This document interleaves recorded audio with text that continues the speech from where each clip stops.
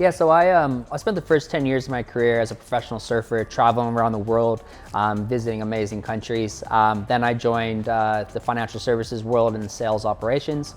Moved to Australia with my wife about 4 years ago, and that's really where I got introduced to the fintech scene. Worked for high growth companies like Prosper, Valiant Finance in senior leadership roles. I've always been a builder. It's what I do. It's what I'm good at. I've led engineering teams. I've done that for high automation companies, high growth companies here in Sydney.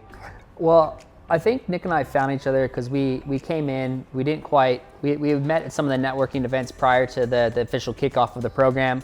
One of the things we've always done is we've been looking at that kind of financial area, fintech scene. I remember one of the best meetings we actually had here was with one of the other advisors. We came up with this kind of harebrained idea, and he essentially said to us, what do you know about this space? What are you doing? What are you good at? And we were like, fintech. He's like, I feel like you know what you're doing. And that was really helpful. Yeah, best advice we got throughout the whole program, hands down. We started with a problem. We started looking at all the big problems that are available today. I would basically say, hey, can we solve this problem? Or Nick, can you build a solution for this problem? And he would say, well, prove to me this is actually a problem.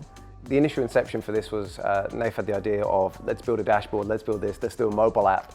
And it's like, dude, we do not have the time for that right now. What is the minimum viable product we can do? Let's unpack that. I think when you have that sales ops process and someone who's working in on the customer facing side, and then someone's actually building for what customers are wanting and listening to the finite detail of what their actual problem is, it's a really good combination. And I think that's really where Nick's helped complement my strengths and weaknesses, which has been an awesome factor.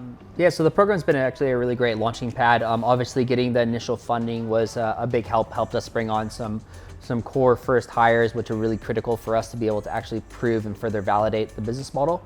But more importantly, the network and the amount of people that we're able to interact with, where sometimes it would take months to get a meeting, you could get a meeting in days. Yeah, I think absolutely. It's entirely that. Essentially, we're finding each other, getting that funding, and then being able to actually execute on this. And it's almost like the program's put the right people in front of us. We've had very little in regards to struggles when it comes to actually finding the right people, and I think that's testament to just the team and the program itself.